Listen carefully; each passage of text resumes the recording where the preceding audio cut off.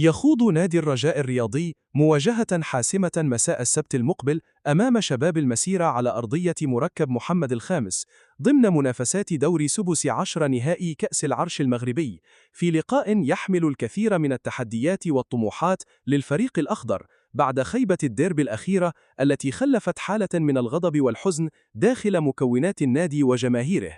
ويدخل الرجاء هذه المباراة تحت ضغط كبير، ليس فقط بسبب أهمية التأهل إلى الدور المقبل، بل أيضاً بسبب ضرورة استعادة الثقة والعودة إلى سكة الانتصارات سريعاً، خاصة أن الجماهير الرجاوية تنتظر رد فعل قوي من اللاعبين بعد الأداء والنتيجة المخيبة في الديربي الأخير. وستكون مواجهة شباب المسيرة فرصة حقيقية للمدرب واللاعبين من أجل إثبات قدرتهم على تجاوز المرحلة الصعبة وإعادة الفريق إلى أجواء المنافسة. المباراة ستجرى بدون حضور جماهيري بسبب عقوبة الويكلو المسلطة على الرجاء، وهي العقوبة التي ستستوفى بالكامل خلال هذا اللقاء، ما يعني أن الفريق سيخوض آخر مباراة له بدون دعم جماهيره التي تعتبر دائما اللاعب رقم واحد في المدرجات. ورغم غياب الأنصار فإن الضغط سيظل حاضرا بقوة على اللاعبين الذين يدركون جيدا أن أي تعثر جديد قد يزيد من حدة الانتقادات ويؤثر على معنويات المجموعة في هذه الفترة الحساسة من الموسم. وفي المقابل لن يكون فريق شباب المسيرة خصما سهلا كما قد يعتقد البعض، إذ يقدم الفريق موسما قويا ومميزا في القسم الوطني الثاني، ويعتبر من أبرز الأندية المرشحة لتحقيق الصعود إلى القسم الاحترافي الأول. الأرقام التي حققها الفريق هذا الموسم تؤكد أنه يمتلك مجموعة متوازنة وقادرة على خلق المتاعب لأي منافس، بعدما نجح في تحقيق نتائج إيجابية مهمة جعلته يحافظ على موقع متقدم في جدول الترتيب. ويدرك الطاقم التقني للرجاء أن مباريات كأس العرش تختلف تماما عن باقي المنافسات، حيث لا تعترف بالأسماء ولا بالفوارق التقنية أو التاريخية، بل تحسم غالبا بالتفاصيل الصغيرة والتركيز الذهني والرغبة الكبيرة في تحقيق التأهل. لهذا السبب ينتظر أن يدخل الرجاء المباراة بحذر كبير، مع محاولة فرض السيطرة منذ الدقائق الأولى لتفادي أي مفاجأة قد تربك حسابات الفريق. ومن المنتظر أن تشهد تشكيلة الرجاء بعض التغييرات مقارنة بالمباراة الأخيرة، سواء على مستوى الأسماء أو طريقة اللعب، في محاولة لإعادة التوازن للفريق ومنح الفرصة لبعض العناصر التي قد تضيف نفسا جديدا داخل المجموعة.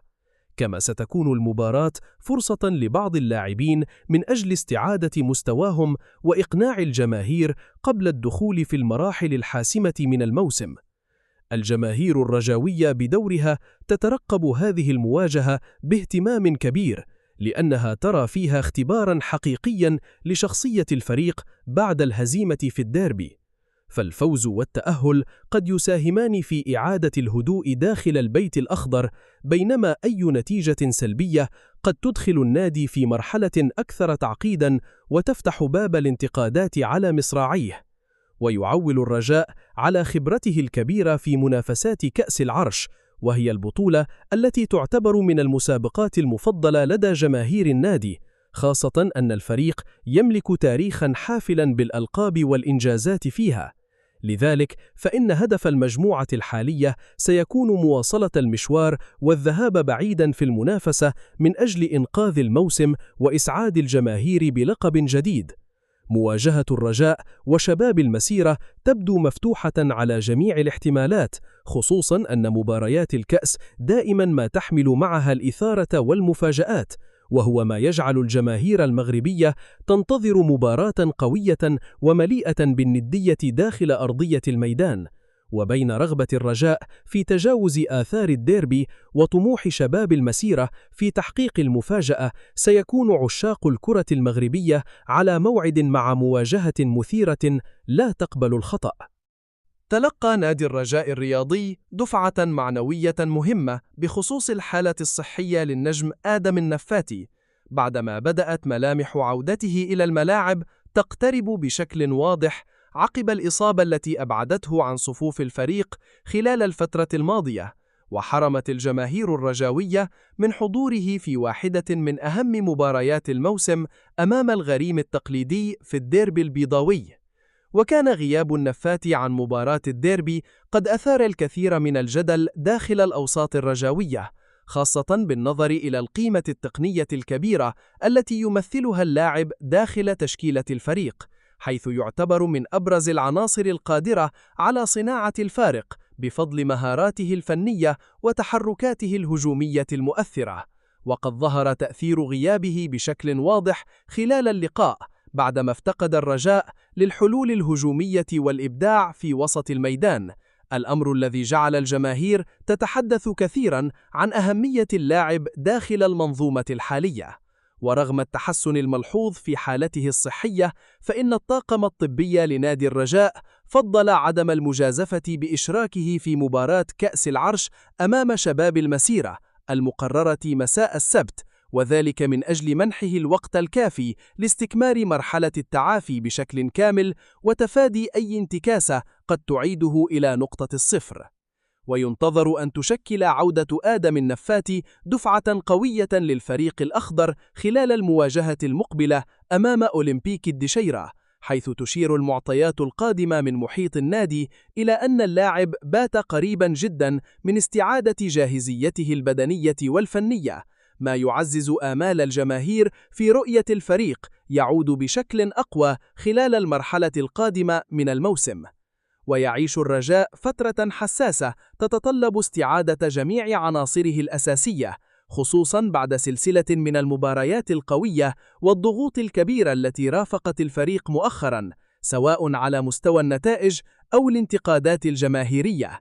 لذلك فإن عودة لاعب بحجم النفاتي تعتبر خبراً إيجابياً بالنسبة للمدرب والجماهير على حد سواء، بالنظر إلى ما يقدمه من إضافة كبيرة على المستوى الهجومي وصناعة الفرص.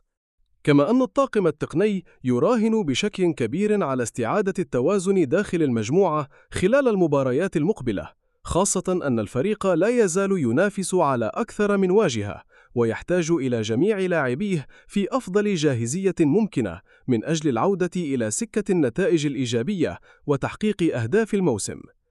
الجماهير الرجاوية من جهتها تترقب عودة النفاتي بفارغ الصبر، بعدما أصبح واحداً من أكثر اللاعبين شعبية داخل الفريق بفضل مستوياته المميزة وروحه القتالية داخل أرضية الملعب.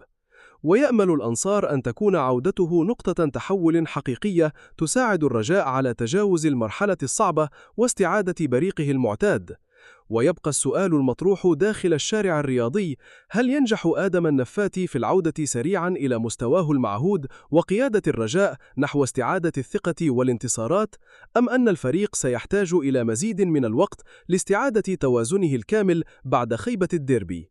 الأيام القادمة وحدها كفيلة بالإجابة، لكن المؤكد أن عودة النفاتي تظل من أبرز الأخبار الإيجابية داخل القلعة الخضراء في الوقت الحالي.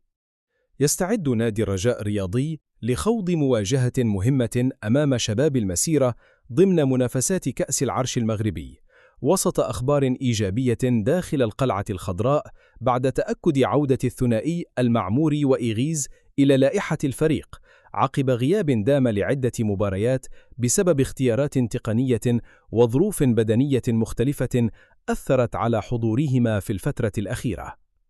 وتأتي هذه العودة في توقيت حساس للغاية بالنسبة للرجاء، خاصة بعد الأجواء الصعبة التي عاشها الفريق عقب خسارة الدربي، حيث يسعى المدرب فاضل إلى إعادة التوازن للمجموعة ومنح دفعة معنوية جديدة للاعبين قبل الدخول في مرحلة حاسمة من الموسم.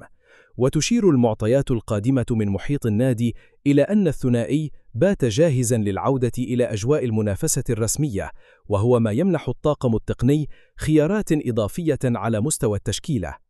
ورغم تأكد حضورهما في قائمة المباراة، إلا أن قرار الاعتماد على المعمور وإيغيز كأساسيين أو الاحتفاظ بهما على دكة البدلاء يبقى بيد المدرب فاضله، الذي يواصل دراسة جميع التفاصيل التقنية والتكتيكية قبل الحسم النهائي في اختياراته. ويبدو أن المدرب يرغب في استغلال هذه المباراة لإعادة بعض التوازن داخل المجموعة، خصوصاً مع ضغط المباريات والحاجة إلى تدوير العناصر للحفاظ على جاهزية الفريق. وتعتبر عودة اللاعبين بمثابة خبر مفرح لجماهير الرجاء التي طالبت في الفترة الماضية بضرورة توسيع دائرة الخيارات داخل الفريق ومنح الفرصة لبعض الأسماء القادرة على تقديم الإضافة، خاصة بعد تراجع مستوى بعض العناصر في المباريات الأخيرة. كما أن عودة لاعبين غاب لفترة طويلة قد تضيف روحا جديدة داخل المجموعة وتخلق تنافسا إيجابيا بين اللاعبين. المواجهة أمام شباب المسيرة لن تكون سهلة على الإطلاق، فالفريق الخصم يقدم موسما قويا ويطمح لتحقيق مفاجأة كبيرة في كأس العرش، وهو ما يفرض على الرجاء الدخول بكامل التركيز منذ الدقيقة الأولى. لذلك فإن توفر خيارات إضافية في التشكيلة يعد أمرا مهما بالنسبة للمدرب فاضله، الذي يدرك جيدا أن مباريات الكأس تحسم غالبا بالتفاصيل الصغيرة. ومن المرتقب أن تشهد المباراة بعض التغييرات على مستوى طريقة اللعب والأسماء المعتمدة مقارنة بالمواجهات الأخيرة، خصوصا بعد الانتقادات التي طالت أداء الفريق عقب الديربي. ويأمل الطاقم التقني أن تساهم عودة المعموري وإيغايز في منح الفريق حلولا جديدة، سواء على المستوى الدفاعي أو الهجومي، بحسب الطريقة التي سيعتمدها المدرب خلال اللقاء. الجماهير الرجاوية بدورها تترقب الإعلان الرسمي عن التشكيلة الأساسية لمعرفة ما إذا كان فاضل سيقرر الزج بالثنائي منذ البداية أم سيفضل الاعتماد عليهما تدريجيا خلال أطوار المباراة. لكن المؤكد أن وجودهما في اللائحة يمنح الرجاء دفعة معنوية مهمة قبل هذه المواجهة المصيرية.